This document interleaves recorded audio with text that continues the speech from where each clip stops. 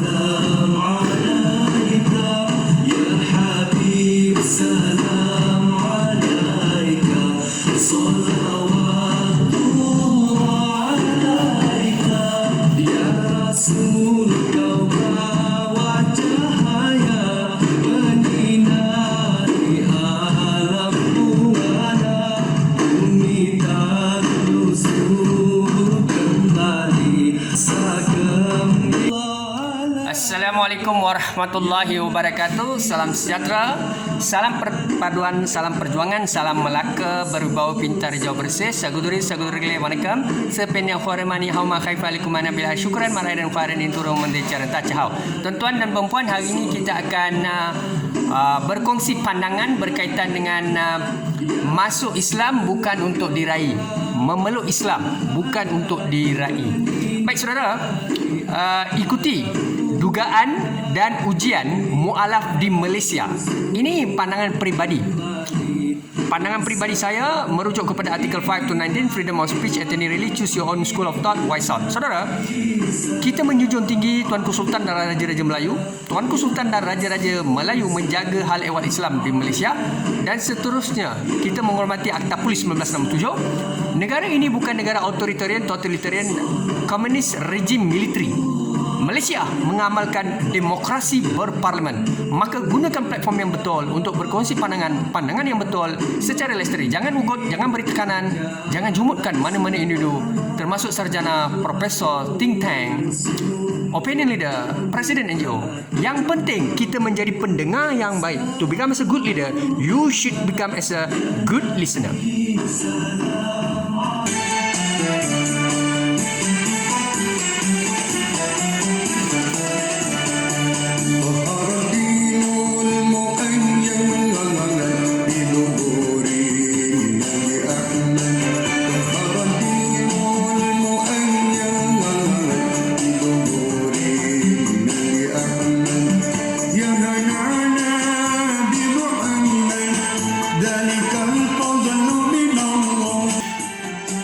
Tuan-tuan dan puan yang dirahmati Allah Subhanahu wa taala sekalian, kebenaran Islam adalah sebenarnya dapat dirungkai. Di mana Islam ini sebenarnya adalah agama samawi, yakni agama langit yang diturunkan melalui malaikat kepada Nabi sallallahu alaihi wasallam dan Rasul. Para Rasul dan Nabi. Saudara, seterusnya diikhtiarkan usrahnya tazkirah sebarluaskan oleh Nabi dan Rasul. Perbezaan agama di dunia, agama samawi dan majusi. Kita maklum pada ketika jahiliyah, sebelum Islam, Nabi memohon kepada Allah Ta'ala atau kepada satu kuasa gaib, yakni Allah, berkaitan dengan kebenaran Islam pada ketika zaman jahiliyah di Mekah. Maka akhirnya ada dua jenis agama, agama langit dan agama turutan masyarakat pada ketika itu. Itulah yang kita sebut agama majusi.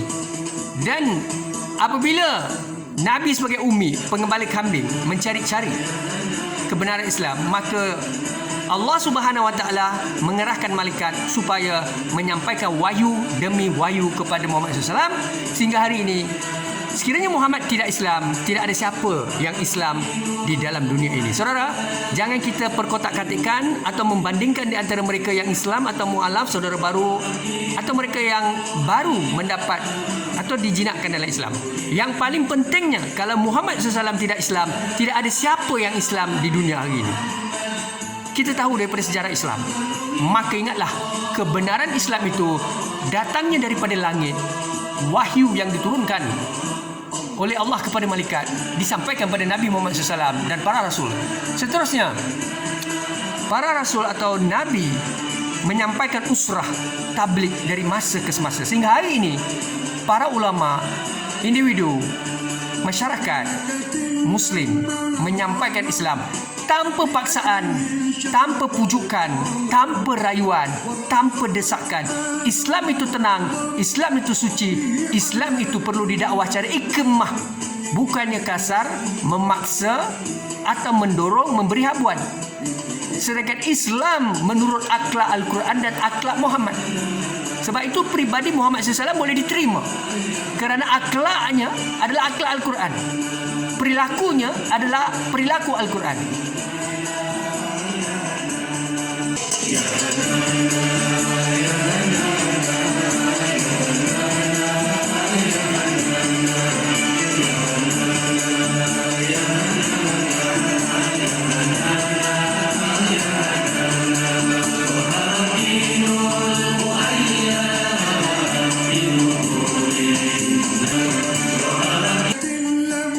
Baik tuan-tuan dan puan, kita lihat dari segi logos keutuhan akidah Islamnya. Kita merujuk kepada Aristotle yang memperilakukan atau memperincikan berkaitan dengan rhetorical communication, logos ethos pathos. Logos adalah evidence percentage data, cakap dengan fakta, dalil dan penghujaan. Jangan ngomong-ngomong kosong. Baik saudara, logos keutuhan akidah Islamnya. Yang pertama, Islam ini bukan disampaikan secara ngomong-ngomong kosong, tapi Islam ini dirujuk berdasarkan kepada pandangan ukamah, perawi, mereka yang pandai, arif, ulama, majlis fatwa. Baik, seterusnya hadis dan sunnah Nabi SAW. Dan yang paling kredibel adalah Al-Quran sebagai dalil dan penghujaan, sebagai sumber rujukan, nas untuk kita hayati. Allahumma rahamna bil Quran waj'alhu lana imaman wa nuran wa huda wa rahmah.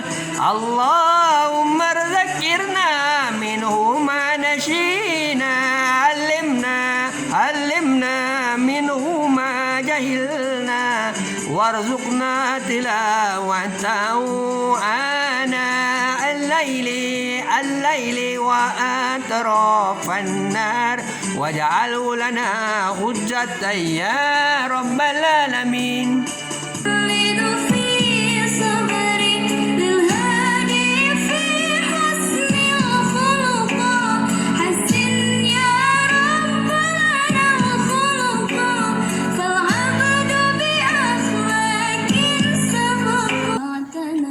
Tuan-tuan dan puan, agama paling mudah untuk disembah. Kita tidak menindakkan mana-mana agama lain. Hari ini kita membicara hanya untuk umat Islam, hanya untuk masyarakat Muslim, mereka yang beriman kepada Allah Subhanahu Wa Taala. Tidak pernah merujuk mana-mana agama atau memperkecilkan mana-mana agama lain. Itu kemurkaan Allah. Allah kata tidak perlu kita mengherdik, menghina, menjelik agama lain. Allah khawatir mereka yang bukan Islam memandang jelek, hina pada Islam. Sebab itu kita perlu hormati agama mereka. Baik saudara, agama paling mudah untuk disembah agama Islam. Kenapa? Hanya merujuk Islam kerana kecelikan ilmu dan keimanan. Baik saudara, saya nak sebut, apabila kita mahu beramal, mempraktikkan Islam, mestilah mempunyai ilmu daripada Iqra, fardu ain, mukadam, Al-Quran. Ya, baca, Iqra. Ya. Seterusnya bersuci dan lestari. Mesti bersihkan diri, tak boleh ada hadas kecil besar. Ya, mesti pakaiannya bersih untuk solat dan sebagainya. Seterusnya, tiada kos dan membebankan. Agama Islam tidak perlu melabur, tidak perlu kita menyumbang, tidak perlu kita contohnya kos untuk solat, ya, terlalu tinggi, ya, perbelanjaan dan sebagainya, perlu bermewah-mewahan. Tidak perlu saudara. Itulah dia Islam, agama yang tenang, paling mudah.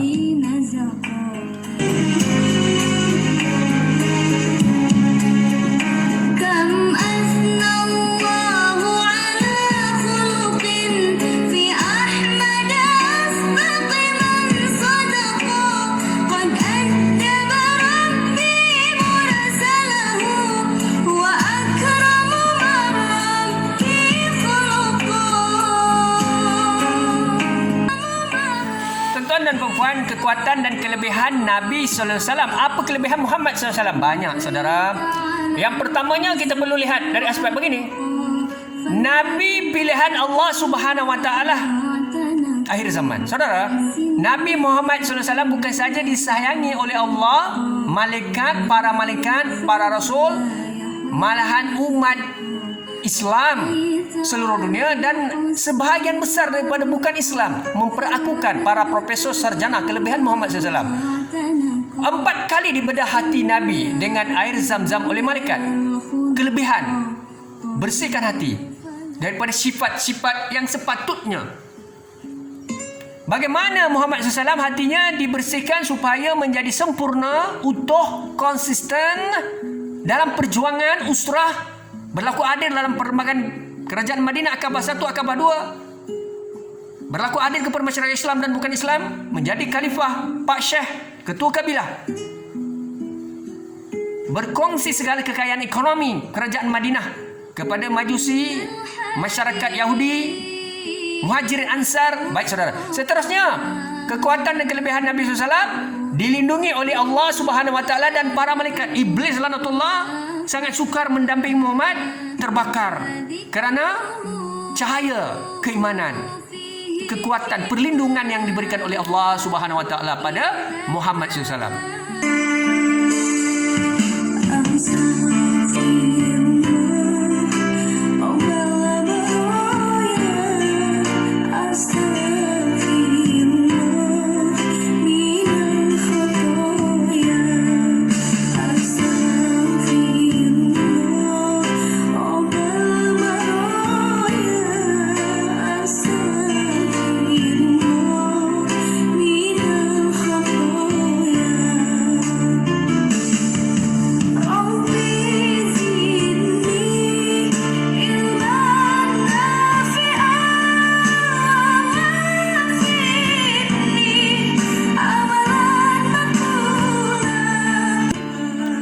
Tuan-tuan dan puan-puan, kita melihat faktor memeluk Islam dahulu dan terkini.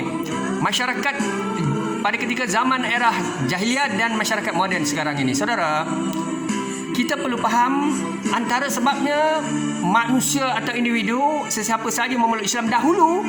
Yang pertama, mestilah tidak boleh kita pisahkan dengan hidayah. Allah Ta'ala memberi hidayah kepada sesiapa sahaja yang Allah mahukan. Allah akan memilih individu-individu berkaitan. Saudara bersyukurlah terhadap nikmat iman dan Islam. Seterusnya, melalui penjejahan, perluasan empayar, peperangan, pada ketika itu penguasaan hijrah berlakulah daripada kota Mekah ke Madinah. Ya. Seterusnya, urusan perniagaan. Bagaimana mul balik, bagaimana pedagang-pedagang datang ke Melaka, ya, pedagang Cina menyebar luaskan perniagaan. Seterusnya, perkahwinan. Laksmana Cheng Ho, kita tahu Puteri Hang Lipo dan sebagainya. Bagaimana perkahwinan pedagang-pedagang Arab yang datang ke Pulauan Rempah, Melaka. Maka tersebarlah Islam. Salah ke perkahwinan? Tidak salah, ya. Sebab akhlak individu, perlakuan lelaki dan perempuan tertarik, mereka berkahwin. Tidak salah, kerana itu adalah akhlak Muhammad, akhlak Al-Quran. Baik saudara, sebagai hamba-hamba yang ditawan, dijinakkan, dibebaskan, seterusnya mereka memeluk Islam. Begitulah keadaan, antara keadaan dahulu mereka memeluk Islam.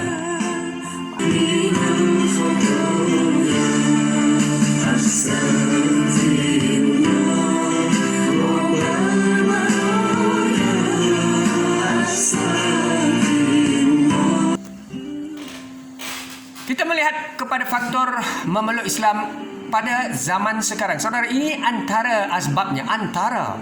Baik, yang pertama kita melihat kembali kekuatan nur cahaya iman yang dilemparkan oleh Allah Subhanahu Wa Taala, yakni hidayah. Allah campakkan hidayah kepada siapa yang Allah mahu, tuan-tuan. Kun fayakun. Maka seterusnya, faktor memeluk Islam juga berlaku melalui perkahwinan. Mereka tertarik dengan lelaki atau perempuan, tetapi akhirnya mereka berjinak-jinak dengan Islam. Seterusnya, perkadiran dan dakwah. Bagaimana dakwah disampaikan secara hikmah, tidak memilih etnik, demografi, kaum, keturunan, memandang rupa, paras, kulit, membanding-bandingkan. Maka sebagai orang Islam, kita mesti menuruti akhlak Muhammad SAW seperti mana perlembagaan kerajaan Madinah Akabah 1, Akabah 2. Nabi berlaku adil kepada Yahudi, Nasrani, Muhajirin, Ansar, tidak memandang kepada kaum dan agama. Keadilan ekonomi, keadilan sosial, kebajikan. Adakah itu yang kita lakukan? Baik, seterusnya kita melihat Sekarang ini orang memeluk Islam antara sebabnya ada pengaruh silang budaya, cross culture. Ya, mereka mendalami, meminati dan mereka asimilasi. Baik, seterusnya menerokai agama baru. Ramai yang mahu free thinker dan sebagainya yang tak ada agama ataupun yang memang dah ada agama, mereka mahu lebih mendalami Islam dan mereka mendapat hidayah. Romantisnya cintamu dengan Nabi, dengan baginda kau pernah main lari-lari, selalu bersama hingga ujung nyawa kau di samping Rasulullah. Aisyah, sungguh manis kau sirah kasih cintamu, bukan persis novel mula benci. Baik, saudara, kita melihat kemanisan hari pertama memeluk Islam. Bagaimana di Malaysia atau di mana-mana sahaja apabila seorang mualaf ataupun seorang India, Cina, mungkin orang migran yang datang ke Malaysia, Filipin, Myanmar dan siapa saja memeluk Islam, tak kiralah siapa saja yang menerima Islam dengan kerelaan mereka tanpa paksaan, mereka akan dijulang, ditatang, seterusnya mereka akan dipuji dan diberikan publicity meluas melalui media, TV3, RTM, seterusnya media baru, dalam portal-portal rasmi organisasi, jabatan-jabatan agama, pusat Islam. Seterusnya mereka diraikan. Dan yang amat menarik perhatian dan kita rasa teruja adalah Perdana Menteri, Ketua Menteri, Perdana Menteri, Menteri Besar pernah mengislamkan atau akad dari segi melafazkan, memohon individu atau bersaksi individu berkaitan memeluk Islam. Ini menjadi liputan, menjadi satu publicity. Pada ketika suasana bagaimana seorang mualaf mendapat Islam atau hari pertama mereka memeluk Islam, begitulah mereka diraikan, ditatang, dipalu, digompang, diangkat, publicity-nya cukup meriah.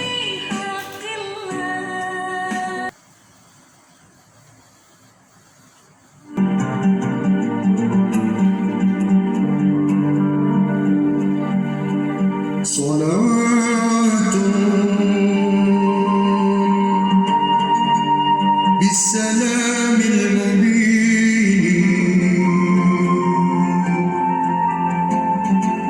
لنقطة الدعين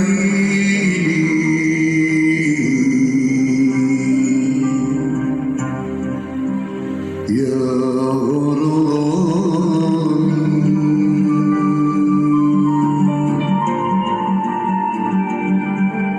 صلاة بالسلام المبين. Tuan-tuan dan puan, kita lihat kebajikan mualaf selepas pengislaman. Ada di kalangan mualaf ini mereka yang mendapat rezeki, mereka yang beruntung, mereka yang mendapat haluan, ya, ditaja, diberikan beasiswa, mengaji pondok, menjadi tafiz, pergi ke Gajah Mada Indonesia, belajar di pesantren. Mereka melanjutkan pelajaran di Mesir, mengambil bidang pengajian seperti usuluddin, seperti komunikasi Islam, pendakwah. Mereka mendapat tajaan beasiswa daripada Majlis Agama, Jabatan Agama, yayasan dan sebagainya. Akhirnya mereka ini menjadi pendakwah bebas di negara ini ataupun menjadi penjawat awam, guru-guru agama. Seterusnya mereka menjadi popular dan dihormati. Allah tidak akan mengubah nasib kita, Allah tidak akan mengubah nasib satu kaum melainkan kaum itu mengubah nasibnya sendiri. Dan saudara, kita perlu maklum bahawa Allah akan naikkan darjat kita apabila kita mendalami kalam Allah. Itu kelebihan orang yang berilmu, termasuklah orang yang menjadi pendakwah, ustaz dan ustazah. Sebab itu kita perlu menjaga perilaku kita, akhlak kita. Dakwah cakap mesti buat. Jangan zalimi orang lain, menjadi frontliner yang terbaik, terpuji. Tahniah sabash kepada orang-orang yang beriman. Sebab itulah, ini bagi kes-kes mereka yang mendapat ruang dan peluang. Bagaimana mereka yang tidak dapat, saudara?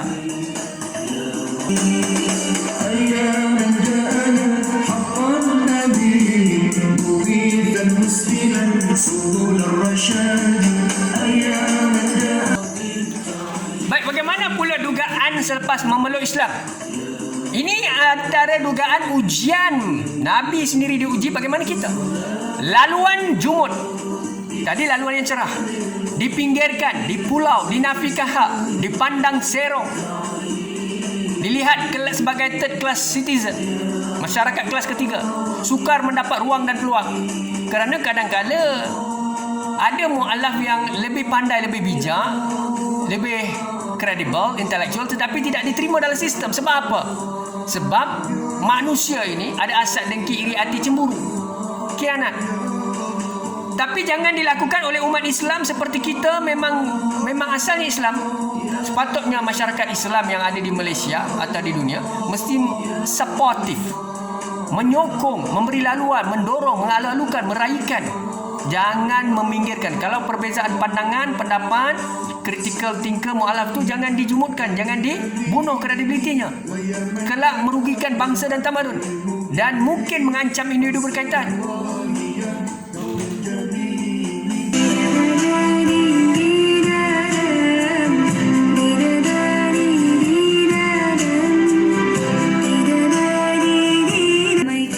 Saudara, penindasan terhadap mu'alaf. Bagaimana mu'alaf tertindas dalam kes-kes tertentu? Mereka dilihat sebagai mengancam sistem, organisasi, pihak di luar. Mereka tidak diberikan ruang dalam organisasi. Di mana-mana, federal, state, local government maupun dalam mana-mana komuniti masyarakat. Tidak diberikan peluang pengajian kerana mereka dilihat melawan arus. Mereka kritikal. Takut dengan kemunculan kepribadian mereka, khawatir mereka akan mendominasi pada satu ketika selepas berjaya dalam pendidikan. Dan ada kalanya keluarga mereka diancam, kebahagiaan mereka diancam. Institusi rumah tangga diruntuhkan. Ada segelintir masyarakat. Kita harapkan pegar-pegar makan padi. Harapkan pegar-pegar makan padi. Saudara, sebagai umat Islam yang lama, sebagai ketua-ketua pemimpin Islam, sebagai ulama, hukama, anbiya, kita mestilah beretika, berintegriti, menyelamatkan diri, mu'alaf, keluarganya, anak-anaknya, bukan mengancam, mengambil peluang, meruntuhkan. Dan inilah dilakukan oleh segelintir manusia yang tidak bertamadun.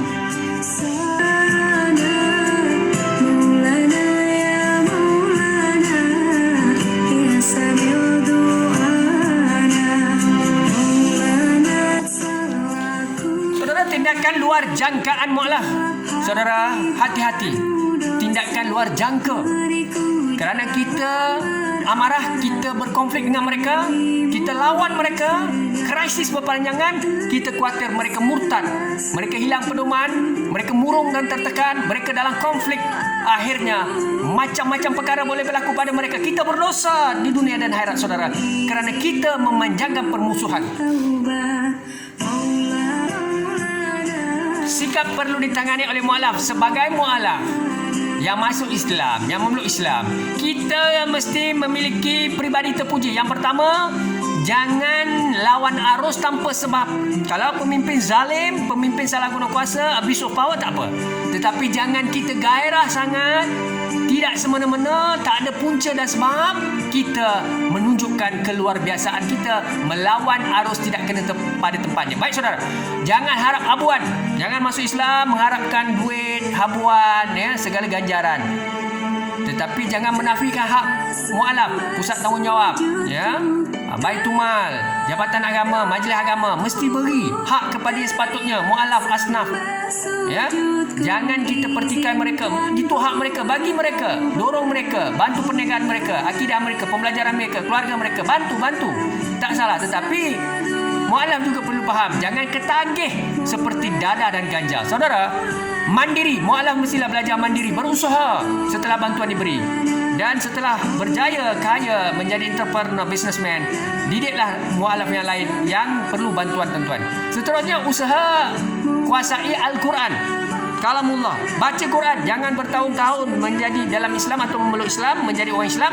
Mu'alaf sampai 30-40 tahun, Fatihah tak boleh baca, Quran tak boleh baca, muka dan tak boleh baca.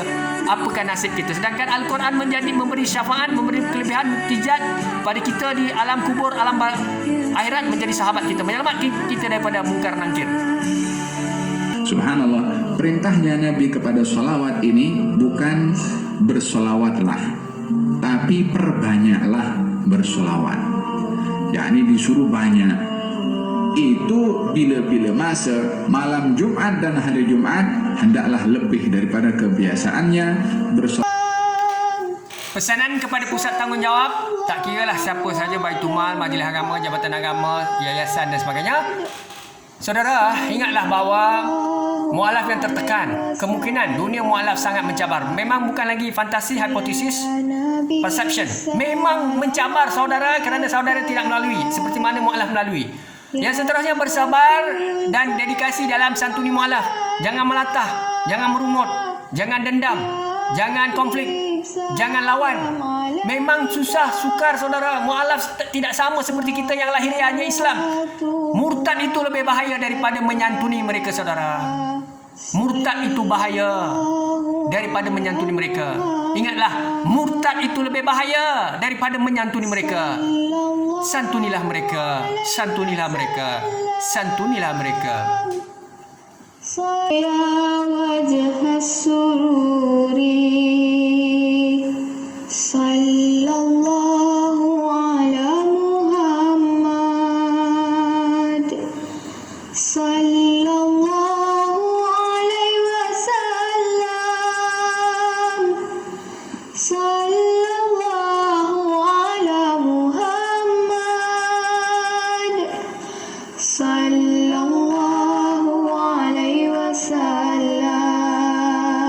Anta syamsun, anta badrun, anta nurun faqad, sallallahu alaihi wasallam, sallallahu ala Muhammad, sallallahu alaihi wasallam. Ya